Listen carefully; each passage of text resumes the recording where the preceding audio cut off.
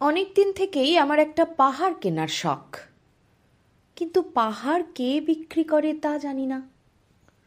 যদি তার দেখা পেতাম, দামের জন্য আটকাতো না। আমার নিজস্ব একটা নদী আছে, সেটা দিয়ে দিতাম পাহাড়টার বদলে। কে না জানে পাহাড়ের চেয়ে নদীর দামই বেশি। পাহাড় স্থাণু, নদী বহমান। তবু আমি নদীর বদলে পাহাড়টাই কিনতাম, কারণ আমি ঠকতে চাই। নদীটাও অবশ্য কিনেছিলাম একটা দ্বীপের বদলে।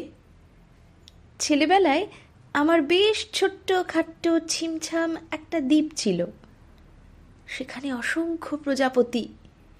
শৈশবে দ্বীপটি ছিল আমার বড় প্রিয়।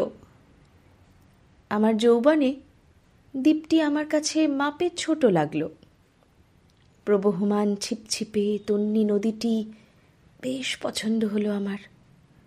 বন্ধুরা বলল, ওইটুকু একটা দ্বীপের বিনিময়ে এত বড় একটা নদী পেয়েছিস, খুব জিতেছিস তো মায়েরি।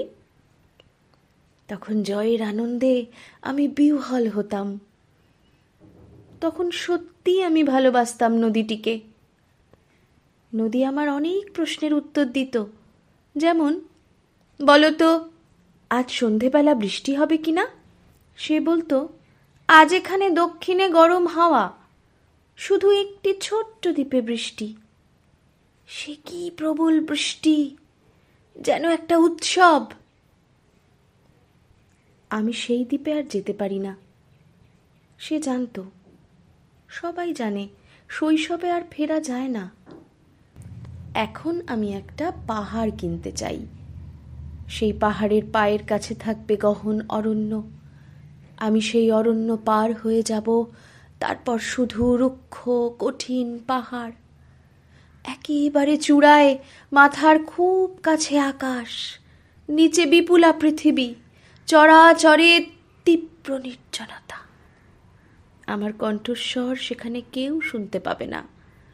আমি ঈশ্বর মানি না, তিনি আমার মাথার কাছে ঝুঁকে দাঁড়াবেন না।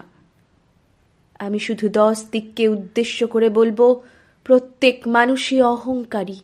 এখানে আমি একা, এখানে আমার কোনো অহংকার নেই। এখানে জয়ী হওয়ার বদলে ক্ষমা চাইতে ভালো লাগে। হে 10 দিক, আমি কোনো দোষ করিনি, আমাকে ক্ষমা করো।